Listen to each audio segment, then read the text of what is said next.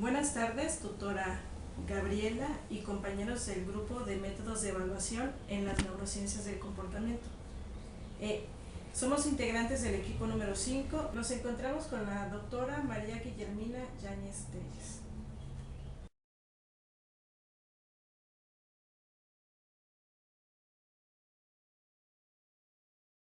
En esta ocasión para hablar sobre los métodos de neuropsicología. Doctora, ¿qué nos puede decir acerca de qué es la neuropsicología? Sí, hay muchas definiciones de neuropsicología, pero les voy a decir la que a mi forma de ver engloba todo lo que es la disciplina. Primero es una disciplina científica en la que hay mucha discusión de si la podemos cargar más hacia el área de la biología o de la medicina o más hacia el área de la psicología. Yo diría más bien que es una disciplina que está entre ambas, entre lo que tiene que ver con la neurobiología y con la psicología. Específicamente la definición sería, es una disciplina que se encarga de estudiar la relación entre el cerebro y la conducta, entendiendo la conducta en su sentido más amplio, englobando dentro de este término de conducta funciones cognitivas, funciones emocionales. Aunque hay mucha controversia respecto a si se debe llamar conducta o funciones cognitivas, pero pues yo diría que si entendemos así conducta en un sentido amplio, podríamos decir que sí, relación entre el cerebro y la conducta. Y esta relación puede darse tanto en la patología, que es como nació la disciplina, o también en una relación, estudiar la relación también normal entre el cerebro y el comportamiento en un individuo normal, también sería un objetivo de la neuropsicología. Hace tiempo se pensaba que la neuropsicología solo le interesaba la patología, pero el hecho de que haya nacido estudiando los casos, la manifestación en el comportamiento de las patologías, no quiere decir que sea su único interés. También le interesa exactamente cómo es la relación normal para a partir de ella entender la disfunción o la alteración. ¿Cuáles son los métodos actuales utilizados en la neuropsicología? Los métodos actuales, algunos tienen que ver mucho con cómo surgió. La neuropsicología surgió estudiando cuál es la manifestación clínica de una lesión cerebral. Entonces, uno de los métodos, y que sigue siendo sumamente importante para el avance de la disciplina, es estudiar el estudio exhaustivo de la manifestación clínica, en este caso, como les dije, en la conducta, en lo cognitivo, en lo emocional, de una determinada lesión cerebral.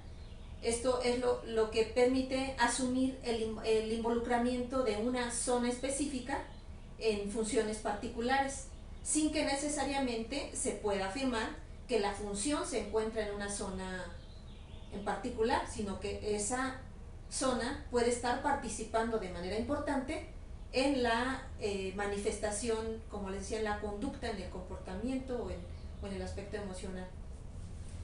Los objetivos. Ahora, este es un método, como les decía, el clásico, el más utilizado, pero actualmente las cosas han cambiado y también con el uso de las técnicas de electrofisiología y otras que se llaman técnicas de imagen funcional, que permiten ver, las técnicas de imagen funcional sobre todo, permiten ver el cerebro en el momento mismo que está procesando alguna información. Entonces las técnicas experimentales son útiles para ver, digamos, un cerebro procesando información. No se puede hacer en una situación clínica de entrevista o de aplicación de test, pero se diseñan estímulos para evaluar la función que sea de interés.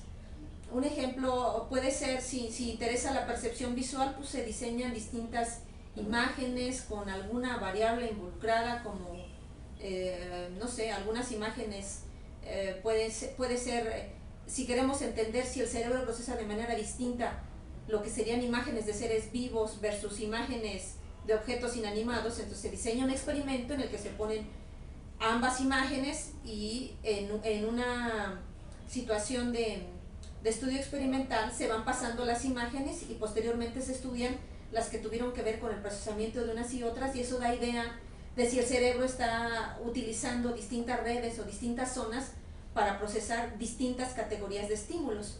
O sea, hay muchos planteamientos, aquí depende de cuál sea la pregunta de investigación. Estos estudios de tipo experimental obviamente se hacen más con fines de investigación que con fines clínicos. ¿Cuáles son los objetivos de la neuropsicología? Sí, creo que tiene muchos objetivos, pero los podemos a lo mejor englobar dos categorías generales.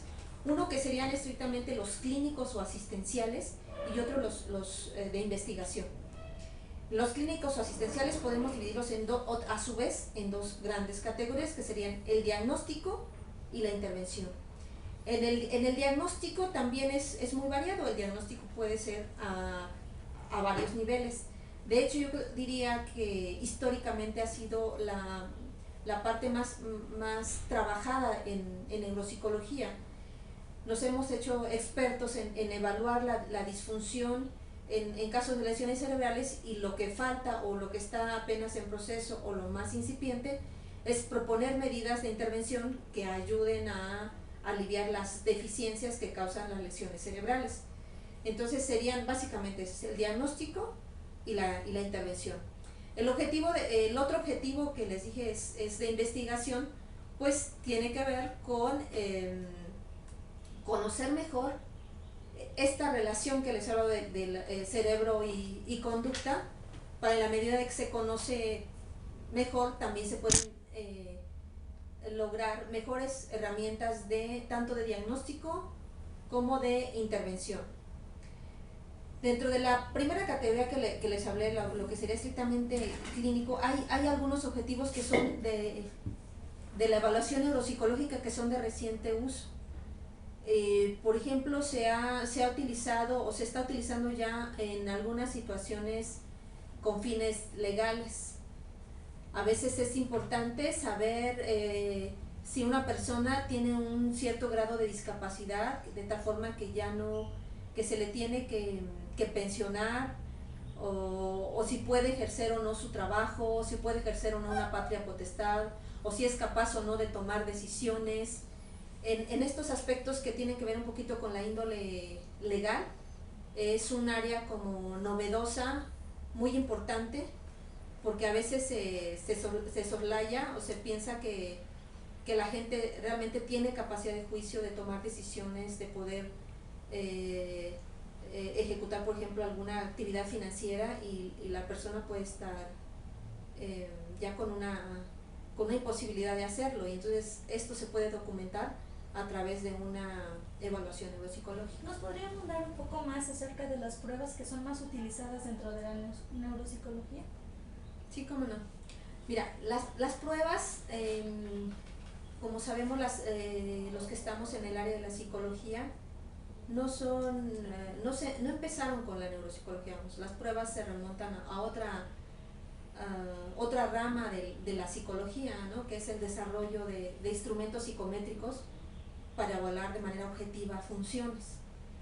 No obstante, las pruebas psicométricas o neuropsicológicas han sido muy retomadas en neuropsicología, porque es la forma más objetiva que se tiene de documentar si un determinado individuo tiene una capacidad para llevar a cabo una actividad, sea perceptiva, de lenguaje, intelectual, de razonamiento, que se apegue a las características propias de su edad, de su educación, de su condición socioeconómica. Y para esto no hay otro instrumento o que podamos decir del que podemos hacer uso los psicólogos, que sea más útil que las pruebas estandarizadas y validadas. Claro que en la población mexicana hay pocas que estén estandarizadas y validadas, pero también lo cierto es que hay funciones que varían poco por los factores culturales. Pero sí, en neuropsicología se hace uso de un gran bagaje de pruebas. Entonces podemos decir lo que podríamos ir inicialmente como pruebas de escrutinio. Son pruebas breves que permiten nada más decir si una persona le encontramos que tiene alguna deficiencia importante o no. Un ejemplo de ello sería un examen que se llama mini examen del estado mental, que nos da nada más una categoría general de deterioro cognitivo o no deterioro. Hay otras pruebas posteriormente que son las llamadas baterías. Como su nombre lo indica, son una serie de pruebas que evalúan múltiples funciones y que nos permiten ahora sí hacer un rastreo de todas estas funciones, y posteriormente, si se detectan deficiencias en áreas particulares con esta batería, o sea, se aplica un rastreo, digamos, de estudiar lenguaje, memoria, atención, percepción, razonamiento, juicio. Si se encuentra una deficiencia, entonces, o hay una sospecha, entonces se aplican pruebas más específicas de atención, si se encontraron o si se sospecha de una falla primaria en atención, de memoria, si se sospecha de fallas de memoria, de lenguaje, si se sospecha de problemas de lenguaje, o pruebas de tipo emocional que también pueden ser utilizadas. Ahora, para utilizar una prueba neuropsicológica no basta con ser psicómetra o aplicarla con base en normas, sino también con saber la teoría neuropsicológica, porque de otra forma se puede hacer solo una interpretación psicométrica, pero con poca riqueza con relación a los síntomas neuropsicológicos.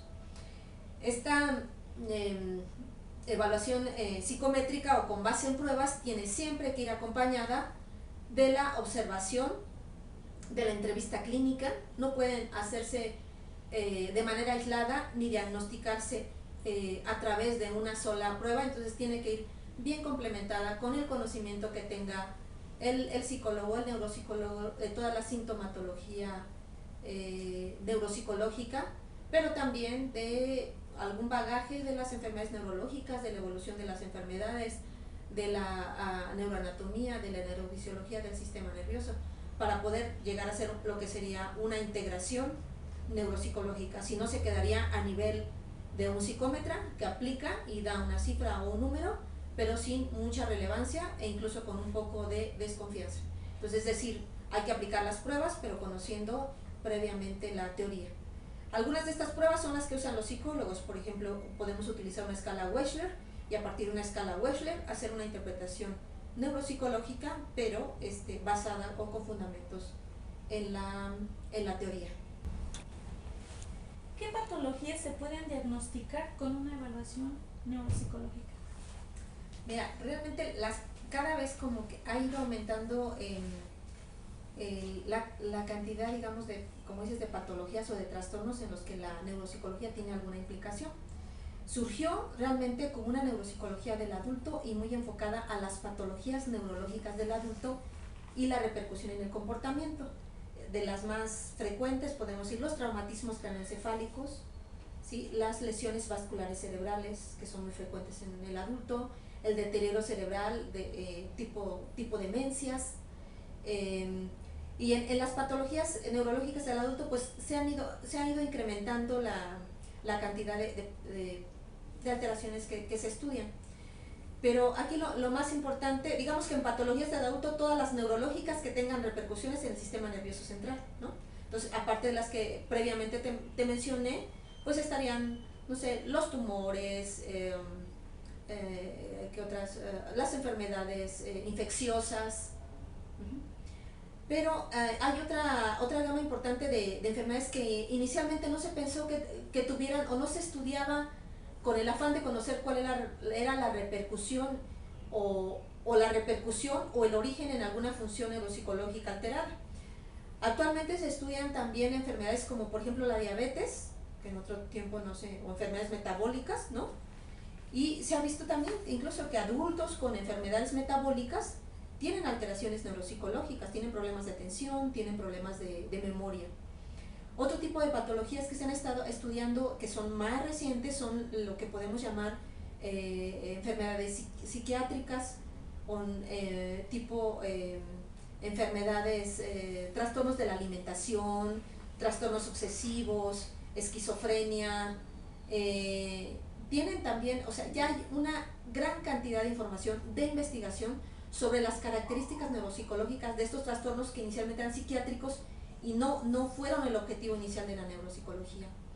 En el área infantil, porque en la neuropsicología podemos hacer una división grande entre trastornos del adulto y trastornos del niño, En la neuropsicología infantil se estudian también, obviamente, los problemas neurológicos, que son similares en alguna medida a los del adulto, aunque no exactamente, porque, por ejemplo, en los adultos estudiamos las enfermedades demenciales o degenerativas. En los niños esto no se estudia, ¿sí? Pero en niños, por ejemplo, sí puede haber enfermedades vasculares, sí puede haber traumatismos, igual que en el adulto, enfermedades infecciosas del cerebro y también algunas enfermedades psiquiátricas. No obstante, yo diría que el grueso de la aplicación en niños es en lo que ahora se llama trastornos del neurodesarrollo. Y los trastornos del neurodesarrollo son aquellos trastornos que se presupone tienen un origen durante la gestación, durante el nacimiento o en las primeras etapas del desarrollo, que condicionan alguna disfunción leve porque no tiene una manifestación muy abierta en el sistema nervioso y que después tiene repercusión en el comportamiento y que van generando lo que ahora se conocen como trastornos o alteraciones del desarrollo. De los casos más importantes, podemos decir, es el trastorno por déficit de atención con hiperactividad o TDAH, el trastorno específico del aprendizaje,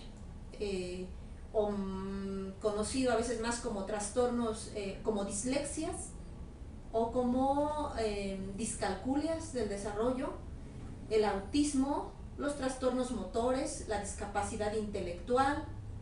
Estos últimos son llamados trastornos, como les decía, del neurodesarrollo, porque tienen un origen biológico, no tan claramente determinado, pero sí ya hay mucha investigación que documenta que no es una cuestión ambiental la que los determina, sino es una disfunción a nivel del sistema nervioso que hace que lo que podríamos llamar hitos del desarrollo o funciones que se adquieren a cierta edad no se adquieran al ritmo que lo hace el resto de la población. Por eso son alteraciones del desarrollo. En el caso de uno que no mencioné previamente, que es el trastorno del lenguaje, son diagnosticados hasta el momento mismo en que se tiene que aprender el lenguaje. O sea, uno no puede diagnosticar en los primeros meses una alteración del lenguaje porque no es propia de ese nivel de desarrollo. Entonces, una alteración del lenguaje se diagnosticaría cuando sabemos que entre el primero y el segundo año de vida tiene que darse una adquisición importante de vocabulario y que a los 3 años el niño ya debe haber adquirido las primeras frases y tiene que hablar y tiene que comunicarse. Entonces, son en las edades clave en las que se determina si es un trastorno del neurodesarrollo. En el caso de las dislexias es justamente a los 6 años, 7 años, 8 años, cuando el niño o debe de aprender o se espera que aprenda a leer y no aprende. ¿Sí? Entonces la manifestación es en las etapas clave del desarrollo donde tiene que darse esa función y no aparece o aparece muy alterada. Por eso son llamados trastornos. Y yo diría que la mayor cantidad de aplicaciones o de evaluaciones que se hacen en neuropsicología tienen que ver con estos trastornos del desarrollo y también es el ámbito donde se requiere mucho de la intervención para ayudar a superar estos problemas y que pues, se transite de forma más fácil hacia otras etapas posteriores, ¿no? Que sería la adolescencia, la vida adulta con la menor alteración posible. Esos serían como los ámbitos de evaluación. Doctora, ¿en qué momento debe realizarse una evaluación neuropsicológica? Mira, pues es muy indeterminado porque yo diría en el momento que se empieza a sospechar de una alteración o en el momento que sí se sabe ya de un problema neurológico y es importante saber la repercusión que tiene en lo cognitivo o en lo emocional. O sea, son situaciones distintas y en distintos niveles. Por ejemplo, en un servicio asistencial ya de neurología, de neurocirugía, de psiquiatría, las posibles situaciones son las siguientes. En un servicio de neurología se tienen conocidas ya la patología neurológica, llamémosle por ejemplo una epilepsia. Entonces, si quiere saber cuál es la repercusión neuropsicológica del padecimiento en sí o de los medicamentos, entonces en ese momento se puede hacer una evaluación y se puede saber cuál es la repercusión o posterior a un traumatismo. Tenemos un evento y queremos saber cuál es la repercusión, en ese momento se puede hacer una evaluación. ¿Sí? Alguna otra cosa que amerita digamos, una intervención o una evaluación rápida sería cuando hay una lesión vascular cerebral, también da mucha sintomatología muy inmediata y hay que evaluar cuáles son las repercusiones a nivel cognitivo. En ocasiones es importante, en este caso, digamos, tenemos documentado que hay una enfermedad neurológica. Esto ya no lo tenemos nosotros que inferir nada, ya se conoce, se quiere saber cuál es la repercusión. A veces no es tan claro, a veces no se sabe que hubiera ya una patología de base, y a veces la evaluación neuropsicológica ayuda a inferir o a poder contribuir al diagnóstico, incluso a nivel neurológico, porque podemos a través de la sintomatología inferir que pudiera haber una disfunción particular en alguna área cerebral que sea componente de una red que está sustentando un proceso psicológico, ¿no? Espero haber sido clara. Hay otras ocasiones, como en los llamados trastornos del desarrollo, que les decía, el momento es cuando hay como conductas clave del desarrollo que no se están desarrollando o que no se ven, que no aparecen o que aparecen mal. Entonces sería el momento idóneo. Claro, estamos hablando del plano ideal. Yo diría, si un niño no habla entre los 2 y los 3 años, es como una alarma importante. Ahora, no siempre es el caso, no siempre se acude a consulta. Cuando se acude a consulta, cuando se están en medios hospitalarios o se tiene la asistencia de algún sector, del área del sector salud que el paciente está acudiendo regularmente, son más fáciles de detectar, o cuando en las escuelas son lo suficientemente observadores para desde tempranas etapas enviar a un niño a evaluación, o cuando ya se empieza a presentar el problema. Realmente lo más común es que en general se llegue, en el caso de los trastornos del desarrollo, cuando ya el problema es muy manifiesto y cuando ya ha acarreado incluso otras alteraciones, ¿no? Llamémosle dislexia, cuando ya repitió 1 año, 2 años, 3 años y no aprende a leer. Trastorno por déficit de atención, cuando ya tuvo importantes problemas, cuando ya se cambió 2 veces de escuela, cuando no ha podido con alguna actividad escolar, etc. Entonces, el momento específico pues sería entre más tempranamente mejor, ¿sí? En el caso de las enfermedades degenerativas que son propias de los adultos, pues lo ideal sería, o sea, en cuanto hay la sospecha de una enfermedad degenerativa, creo que lo más conocido por todos es el caso de la enfermedad de Alzheimer, entonces hay que evaluar desde que se sospecha. Si no se confirma el diagnóstico, pues mucho mejor, mayor tranquilidad, pero a veces las evaluaciones sucesivas pueden hacer que se confirme el diagnóstico. Doctora, ¿nos puede hablar de los estudios de casos único? Sí, los estudios de caso en neuropsicología son muy importantes porque es de hecho como nace la disciplina, o sea, observando a través de la observación clínica de pacientes que tenían una lesión y que tienen una manifestación importante. Entonces es una metodología muy útil, mientras en otras áreas es mal visto el estudio de casos. Yo diría que en neuropsicología es de las principales herramientas metodológicas que tenemos para conocer más acerca del funcionamiento de esta relación cerebro-conducta. Se estudia exhaustivamente un paciente, se ve esto en estudios de caso, en estudios con fines de investigación.